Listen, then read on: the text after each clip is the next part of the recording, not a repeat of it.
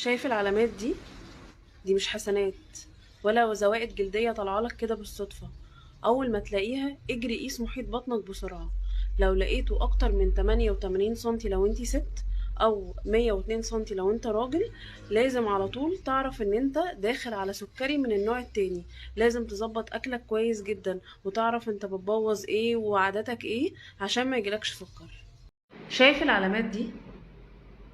قبل ما تفكر تحط طحينة أو تاخد مضاد حيوي اللي هيزود الحالة ويبهدلها، لازم تعرف إن العلامات دي ساعات بتظهر بسبب نقص فيتامين بي، وعشان ما ترجعلكش تاني لازم تاخد فيتامين بي من مكمل غذائي أو الأكلات اللي فيها فيتامين بي زي اللحمة والكبدة والبيض والأسماك.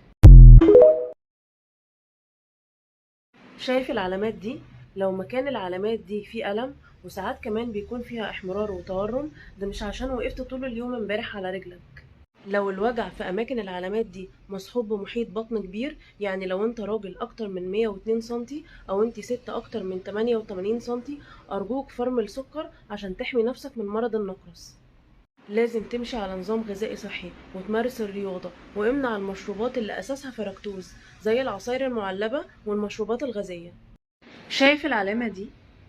لو لقيت جفاف الفم مصحوب بعلامات زي العطش وكثرة التبول والرؤية مش واضحة، كمان لو عندك جرح أو التهابات بتلم بصعوبة، لازم فورا تعمل تحليل سكر تراكمي عشان تحمي نفسك من مرض السكري من النوع التاني، لأنك عندك فرصة ذهبية إنك تخف من مرض السكر في أول سنوات من الاكتشاف عن طريق إن أنت تظبط أكلك وتخس على الأقل 10% من وزنك وتمارس الرياضة وتتبع العادات الغذائية الصحية.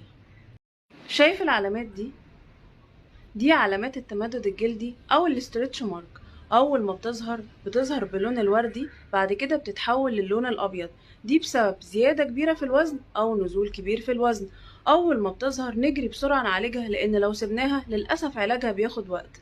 نعالجها بالكولاجين الموجود في البقول والبروتين واللحمة اللي بيزود برونة الجلد. كمان نشرب مية كويس جدا، وناخد الزنك اللي بيزود أو بيعالج التئام الجروح وبيزود تماسك الخلايا في بعض. كمان ناخد فيتامين سي والأوميجا 3 الموجودة في السمك والمكسرات.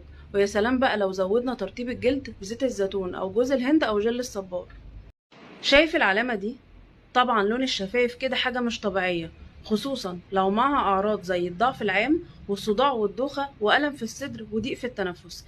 اجري فورا اعمل تحليل أنيميا عشان تبدأ في كورس العلاج. الدواء مع النظام الغذائي. عايزة أقولك إن الأنيميا متعبة جدا. لو انت عندك مقاومة انسولين فانت محتاج تنزل وزنك 7%. عايزة اقولك النسبة دي كفيلة انها تقلب الموازين. ال7% دول يعني لو وزنك 100 يبقى 93. بتعمل ايه بقى النسبة دي؟ النسبة دي بتزود حساسية الجسم للانسولين وبتقلل مقاومة الانسولين وبتقلل معها الوزن. وعايزة اقولك ان النسبة دي تأثيرها اقوى من تأثير الادوية في علاج مقاومة الانسولين. شايف العلامات دي مش علامات عشان انت اصلك تركي، ولا عشان بشرتك بيضة فعروقك لازم تبقى باينة.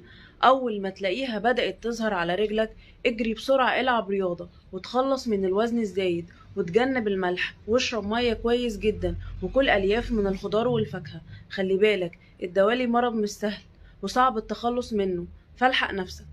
شايف العلامة دي؟ حسيت بيها قبل كده؟ دي اسمها رفة العين أو حركة الجفن اللا إرادية. دي مش عشان حد جايب في سيرتك ولا يحصل لك حاجة وحشة لا قدر الله، لا دي عشان انت ما بتنامش كويس وفي ضغط عصبي وبتشرب شاي وقهوة كتير، فخلي بالك. شايف العلامة دي؟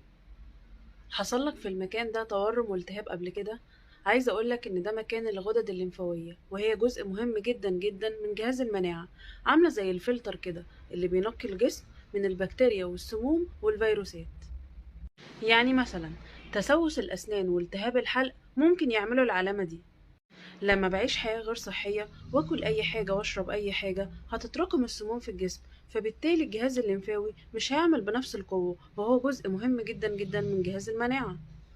طب ازاي اقدر ازود كفاءة الغدد الليمفاوية؟ باني امارس الرياضة واشرب مية على قد ما اقدر عشان اخلص الجسم من السموم، واقلل السكر قدر الامكان، واتجنب الملابس الضيقة، وكمان اكل اكل صحي.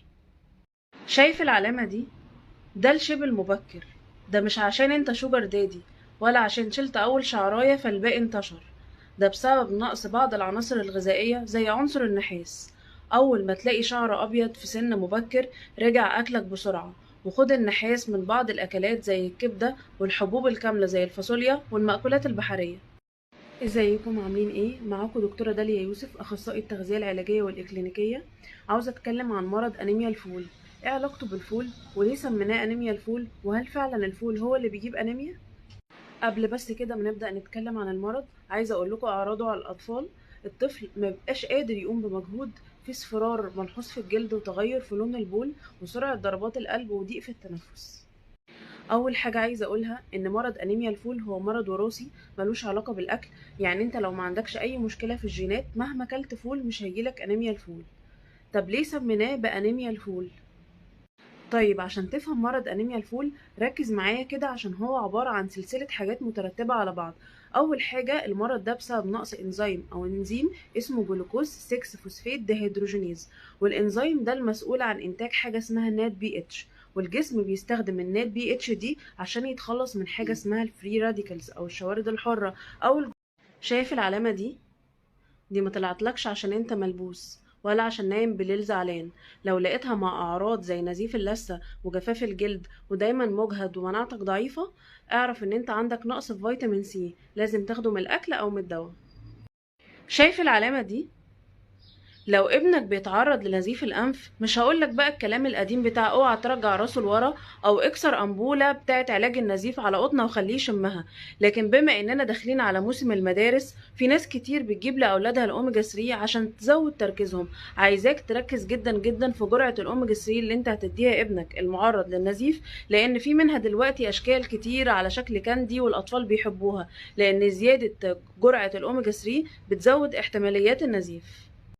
عارف التشنج العضلي اللي بيجيلنا فجأة كده وبيخلينا مش قادرين نتحرك، واللي احنا بنوصفه وبنقول ايديا واقفة او رجليا واقفة؟ ده مش عشان انت خففت في الهدوم ولا لبست شوز ضيقة. لو لقيته مع اعراض زي الارق او انك ما بتعرفش تنام بسهولة وعندك صداع وامساك وبتتضايق من الاصوات العالية المزعجة، يبقى انت عندك نقص مغنيسيوم. خده من مصادر زي السبانخ والموز والمكسرات والحبوب الكاملة. شايف العلامة دي؟ في ناس معرضة للجلطات الدموية وماشية على أدوية سيولة.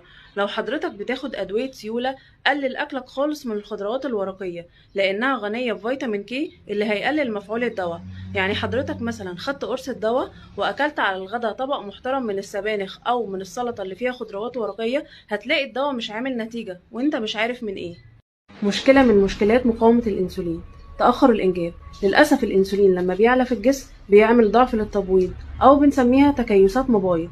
طيب أعرف منين إن أنا عندي المشكلة دي؟ بلاقي عندي زيادة في الوزن وحبوب على البشرة وعدم انتظام. شايف العلامة دي؟ اصفرار العين علامة مش هينفع نطنشها، لأنها ممكن تقولنا إن في مشكلة في الكبد. يعني مثلا في الأطفال ممكن تكون بسبب زيادة في تكسير كرات الدم الحمراء نتيجة لأنيميا الفول. وفي سن الشباب اللي بياكل. ازاي ممكن ناخد اقراص الحديد ونستفاد منها؟ طب هو احنا ممكن ما نستفادش؟ للاسف عايزاك تتخيل معايا كده حد جاله انيميا ومضطر ياخد اقراص الحديد، وبعد فتره حلل لقى نفسه النسبه ما زادتش وعنده نفس الاعراض ونفس التعب. يعني مثلا كفاءة امتصاص الحديد ممكن تقل ل50% لو خدته في وسط الأكل أو مع معدة ممتلئة، أو لو خدناه مع مكملات غذائية تانية طبعا بتأثر جدا على امتصاص الحديد. افضل امتصاص الحديد على معدة فاضية، واشرب مية او ممكن اكل حاجة خفيفة كده وبعدين اخد الحديد. وفي كام حاجة كده ابعد عنهم خالص وانا باخد دواء الحديد، زي البيض وزي الاكل اللي مليان الياف والشاي والقهوة وطبعا مكملات الكالسيوم.